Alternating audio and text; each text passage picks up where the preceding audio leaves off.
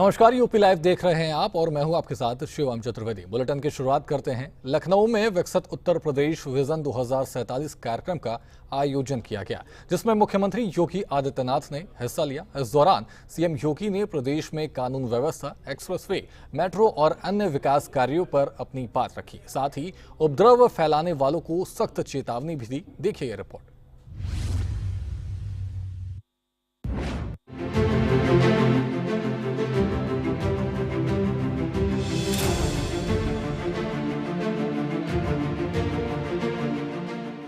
लखनऊ में आयोजित विकसित उत्तर प्रदेश विजन 2047 कार्यक्रम में सीएम योगी आदित्यनाथ ने प्रदेश के भविष्य का खाका खींचा। उन्होंने कहा कि यूपी आज एक्सप्रेसवे और मेट्रो जैसी आधुनिक परियोजनाओं की वजह से विकास की राह पर तेजी से बढ़ रहा है और अविश्वसनीय है, जिनमें पौरुष की कमी है, जो अपने पुरुषार्थ को करने से डरते थे, जिनको अवसर मिला था लेकिन उन्होंने उस अवसर को अपने परिवारवाद और उत्तर प्रदेश के संसाधनों को लूट खसोट और अराजकता का जरिया बना दिया था। लेकिन हम सब दुनिया के सबसे लोकप्रिय नेता और भारत के यशस्वी प्रधानमंत्री श्री नरेंद्र मोदी जी के मार्गदर्शन में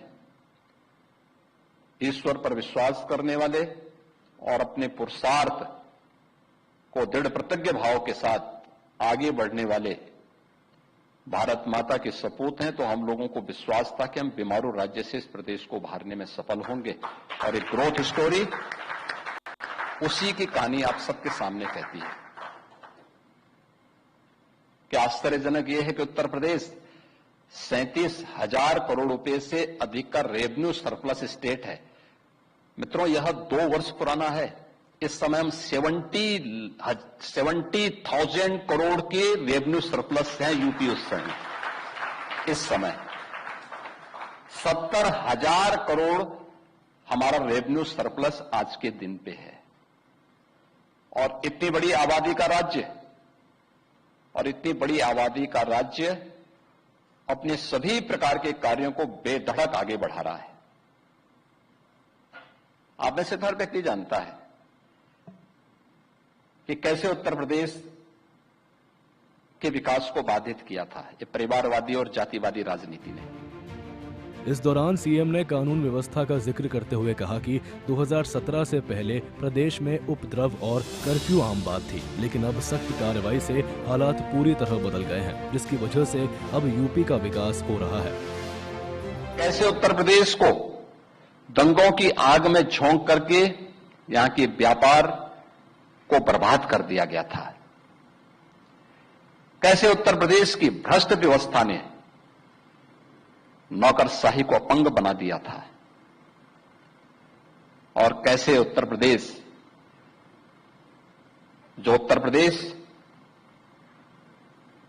कभी भारत की अर्थव्यवस्था का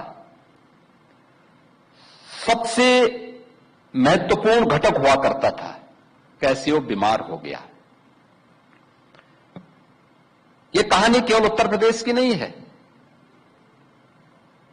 आप वैश्विक मानचित्र पर अगर कभी नजर डालें और दुनिया के अंदर आप देखेंगे तो दुनिया के अंदर जो हमारा बृहत्तर भारत है, जिसमें आज का पाकिस्तान और बांग्लादेश भी है, तो आप देखेंगे कि भौगोलिक दृष्टि से भारत का स्थान 7वें स्थान पर आता है। सीएम योगी ने साफ कहा कि जो लोग अशांति फैलाने की कोशिश करेंगे उन्हें उसी भाषा में जवाब मिलेगा। उन्होंने बताया कि चुन चुनकर ऐसे लोगों को सबक सिखाया गया है और प्रदेश में शांति कायम रखने के लिए सरकार जीरो टॉलरेंस की नीति पर काम कर रही है। यानी ये उत्तर प्रदेश वही है जो पहले बीमारू था। बीमारू था नहीं, बीमारू बना दिया गया था। बीमारू मानसिकता वालों ने इसको बीमारू बना दिया था। ये बीमारू मानसिकता वही है जो परिवारवाद और जातिवाद है। ये बीमारू मानसिकता है और इसी बीमारू मानसिकता ने उत्तर प्रदेश को बीमारू बना दिया था। परिणाम क्या था? दंगे होते थे, दंगाइयों को मुख्यमंत्री आवास में बुला के सम्मानित किया जाता था। दंगाइयों की अवभगत होती थी और पेशेवर अपराधी और माफियाओं के सामने सत्ता सैल्यूट करती थी और सत्ताधारी लोग उनके कुत्तों के साथ हाथ मिलाया करते थे। आपने वो दृश्य देखे होंगे, कैसे सत्ता का मुखिया एक माफिया के कुत्ते से हाथ मिलाकर के अपने को गौरवान्वित महसूस करता था। यह स्थिति थी। आप अनुमान करते हैं उत्तर प्रदेश के लोगों को इन्होंने सुरक्षित किया था? ये सुरक्षित करते? हर जिले के अंदर एक माफिया दे दिया था और हर माफिया को जिले के अंदर पैरेलल समानांतर सरकार चलाने की पूरी छूट दे दी थी। तो लखनऊ में विकसित उत्तर प्रदेश विजन 2047 कार्यक्रम के मंच से सीएम योगी ने जहां प्रदेश के विकास की तस्वीर पेश की, वहीं उपद्रव फैलाने वालों को कड़ी चेतावनी भी दी। सरकार का दावा है कि आने वाले सालों में यूपी विकास और कानून व्यवस्था दोनों में देश का अग्रणी राज्य बनेगा। ब्यूरो रिपोर्ट, सूर्य समाचार।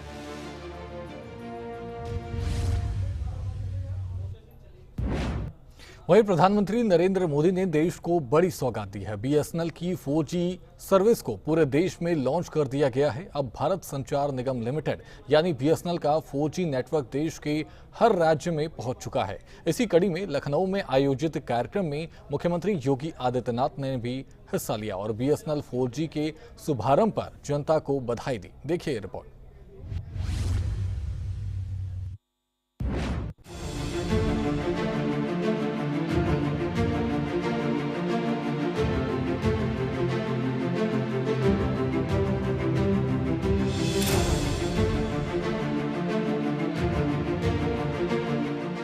भारत संचार निगम लिमिटेड यानी बीएसएनएल अब देश भर में 4G सर्विस लेकर आया है। अब तक अलग अलग टेलीकॉम सर्विस में चल रही इस सर्विस को पीएम मोदी ने एक साथ 98,000 साइट्स पर रोल आउट किया। इससे बीएसएनएल देश की हर टेलीकॉम कंपनी के बराबर 4G नेटवर्क सर्विस देने वाली कंपनी बन गई है।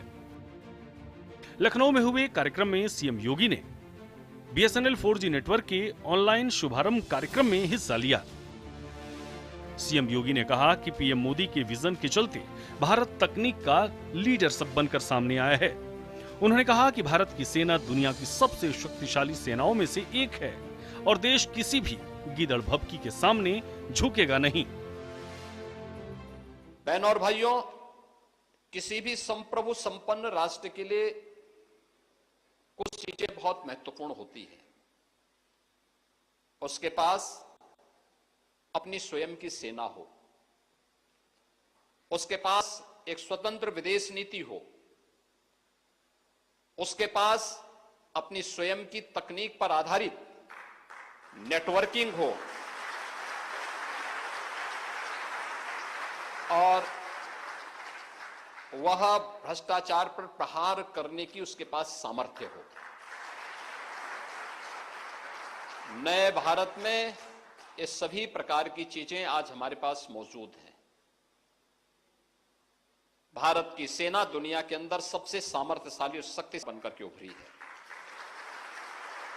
आज डिफेंस सेक्टर में भारत ने जो उपलब्धि हासिल की है, आकाश और ब्रह्मोस मिसाइल के साथ साथ ड्रोन और रोबोटिक के क्षेत्र में भारत के भूतपूर्व सफलता एक नए भारत की और विकसित भारत की आहट को दुनिया के सामने प्रस्तुत करती है। सीएम योगी ने बीएसएनएल 4G सर्विस को डिजिटल भारत की नई ताकत बताया और कहा कि इस कदम से आत्मनिर्भर भारत का सपना और मजबूत होगा। भारत दुनिया के अंदर सभी के साथ मैत्री भाव के साथ काम करेगा, लेकिन किसी की गीदड़ भभकी के सामने झुकेगा नहीं, डरेगा नहीं। प्रधानमंत्री मोदी जी के नेतृत्व में नए भारत ने इस बात को हर मंच पर पूरी दृढ़ता के साथ कहा है और भारत के पास अपना स्वदेशी मॉडल का नेटवर्किंग होगा, जिसके माध्यम से हम भारत के नागरिकों को 4G की सेवाएं उपलब्ध करवा सकेंगे। न केवल टेलीकॉम के सेक्टर में बल्कि डिजिटल पेमेंट के माध्यम से भी भ्रष्टाचार पर प्रभावी नियंत्रण लगाते हुए लोगों को एक बेहतरीन माहौल दे सकें।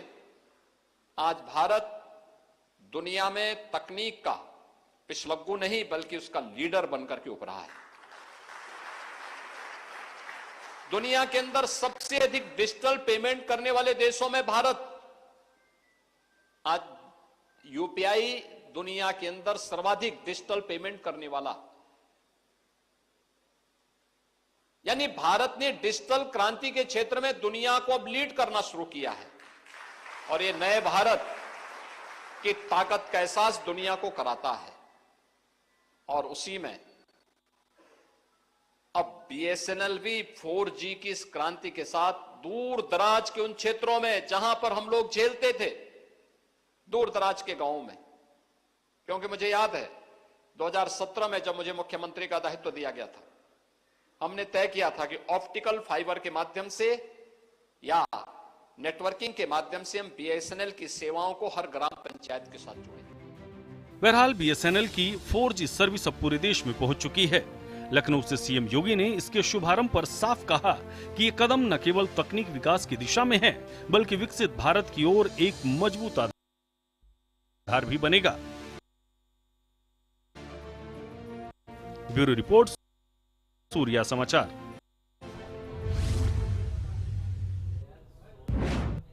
वहीं यूपी के बहराइच में आदमखोर भेड़ियों का आतंक लगातार बढ़ रहा है। अब तक इन हमलों में 4 मासूमों की मौत हो चुकी है और 10 से ज्यादा बच्चे घायल हैं। इस घटना का संज्ञान लेते हुए मुख्यमंत्री योगी आदित्यनाथ बहराइच पहुंचे और पीड़ित परिवारों से मुलाकात की। देखिए ये रिपोर्ट।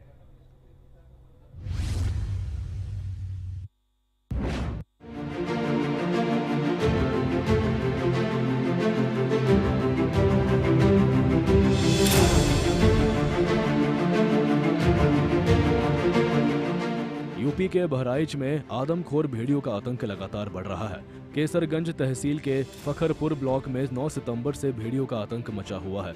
लगातार हमलों से गांव के लोग दहशत में हैं। सीएम योगी आदित्यनाथ ने बहराइच पहुंचकर उन परिवारों से मुलाकात जिनके मासूम बच्चे इस हमले का शिकार हुए। मुख्यमंत्री ने परिजनों को ढाया और पीड़ित परिवारों को आर्थिक सहायता राशि भी प्रदान की। और कमजोर लोगों पर हमला करने का दुस्साहस करता है।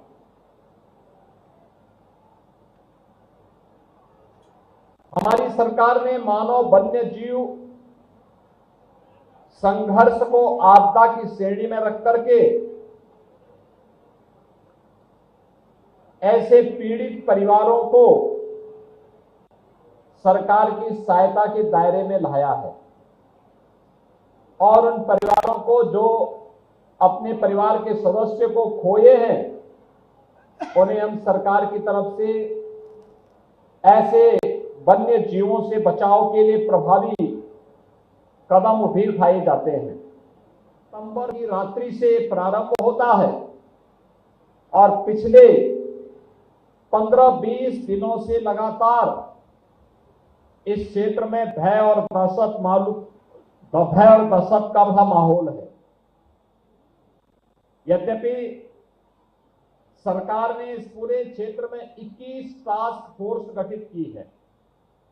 इस टास्क फोर्स में ग्राम रोजगार सेवक, पंचायत सहायक, सफाई कर्मचारी, ग्राम पंचायत सचिव, सहायक विकास अधिकारी और ग्राम चौकीदार आदि की सहायता से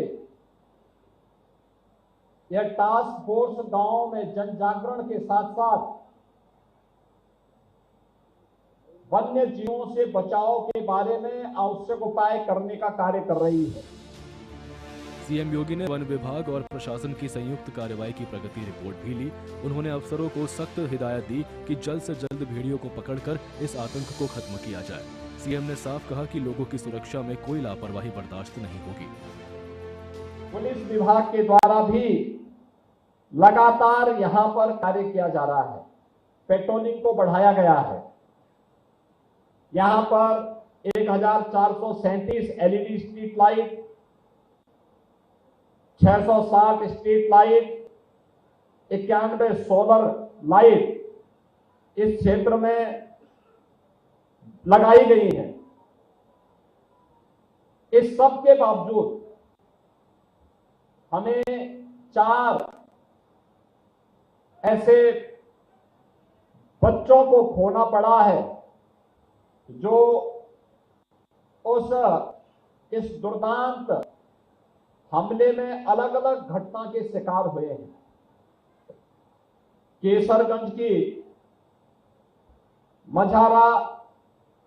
मझरा टोकली में ज्योति नाम की एक बच्ची को, महसी में भोरी की कुमारी संध्या पुत्री दिल्ली, केसरगंज के अंकेश पुत्र रक्षाराम को, तो बहराइच में मासूमों की जान लेने वाले आदमखोर भेड़ियों पर अब सरकार की पूरी नजर है। मुख्यमंत्री योगी ने जहां पीड़ित परिवारों को राहत पहुंचाई, वहीं प्रशासन को सख्त निर्देश दिए हैं कि इस आतंक को जल्द खत्म किया जाए। ब्यूरो रिपोर्ट, सूर्य समाचार।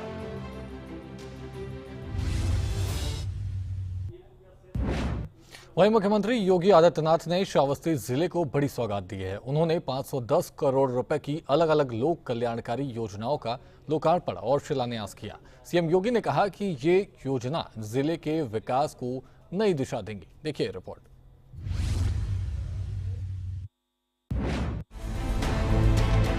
श्रावस्ती में आयोजित कार्यक्रम के दौरान मुख्यमंत्री योगी आदित्यनाथ कई विकास योजनाओं का शुभारंभ किया।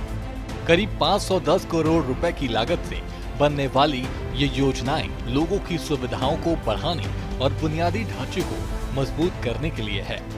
सीएम ने कहा कि सरकार का लक्ष्य है कि हर जिले में विकास योजनाओं का लाभ समय पर लोगों तक पहुंचे। आज से 2000 वर्ष पहले महाराज चंद्रगुप्त मौर्य के समय श्रावस्ती भारत की आर्थिक गतिविधियों का केंद्र बिंदु था। पाटलिपुत्र से लेकर के तक्षशिला तक जाने वाला उत्तर पथ उसका एक महत्व था। ऐसे पौराणिक ऐतिहासिक दृष्टि से अत्यंत महत्वपूर्ण इस जनपद में आना किसी सौभाग्य से कम नहीं। और जब आए हैं तो शारदीय नवरात्रि और विजयादशमी का उपहार देकर के भी जाएं, यह अत्यंत महत्वपूर्ण है। 7 अक्टूबर को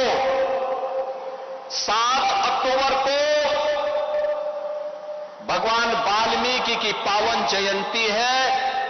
इस अवसर पर उन्हीं के आश्रम में हम घोषणा कर रहे हैं कि 7 अक्टूबर को हम प्रदेश में छुट्टी का दिवस रखेंगे और हर देव मंदिर में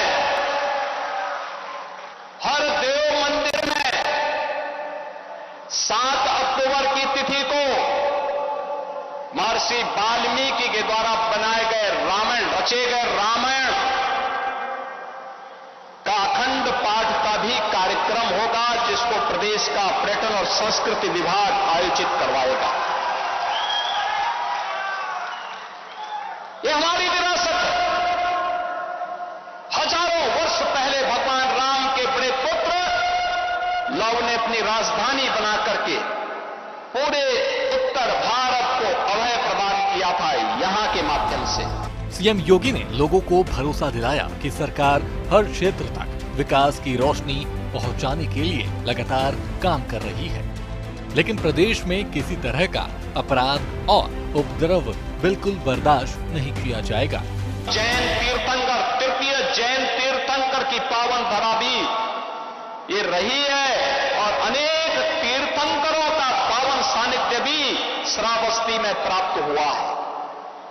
बहनों और भाइयों, महाराज सोहेलदेव ने विदेशी आक्रांता सालार मसूद को यही की धरती पर धूल में मिटाने का, मिट्टी में मिलाने का काम किया था और इसीलिए इन सभी महापुरुषों के सी चरणों में, तीर्थंकरों के चरणों में, भगवान बुद्ध के चरणों में, माता जानकी लव उसके चरणों में और महर्षि वाल्मीकि के चरणों में नमन करते हुए मैं आप सबको हृदय से अभिनंदन करता हूं। एक तरफ हम विकास की प्रक्रिया के साथ प्रधानमंत्री मोदी जी के नेतृत्व में आगे बढ़ रहे हैं, नया भारत का दर्शन हो रहा है, विकास और विरासत की एक नई आभा देश में देखने को मिल रही है। आपने देखा होगा 500 वर्षों का इंतजार समाप्त करके अयोध्या में भगवान राम का भव्य मंदिर का निर्माण हो गया। लोगों को गलतफहमी थी कि ये कैसे होगा, तब भी हर सनातन धर्मावलंबी एक ही कहता था, रामलला हम आएंगे, मंदिर वहीं बनाएंगे। रामलला विराजमान हो गए। अयोध्या दुनिया की सबसे सुंदरतम पर्यटन नगरी के रूप में स्थापित हो रही है। और अभी 19 अक्टूबर को दीपोत्सव का भव्य आयोजन इस बार फिर से अयोध्या में होने जा रहा है। उसकी तैयारी के लिए आप भी घर घर में दीपक जलाइए। ये नए भारत का दर्शन कराता है हमें। भारतीय संस्कृति जितनी समृद्ध होगी, भारत जितना मजबूत होगा, लोक कल्याण का और वैश्विक कल्याण का मार्ग उतना ही सशक्त होगा। आज प्रधानमंत्री मोदी जी के नेतृत्व में ये नया भारत दुनिया को यही संदेश दे रहा है। लेकिन कुछ लोग हैं जिनको शांति अच्छी नहीं लगती, कल्याण अच्छा नहीं लगता।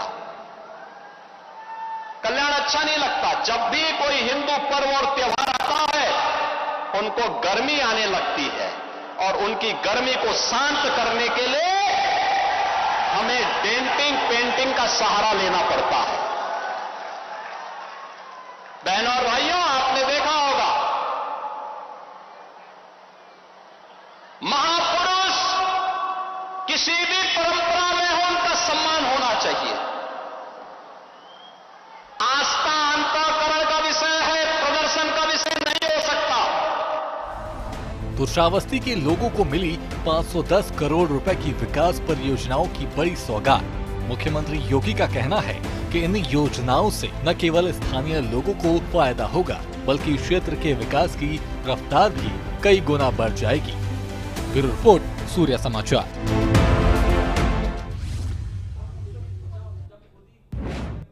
यूपी लाइव में इतना ही। आप बने रहिए सूर्य समाचार के साथ। नमस्कार।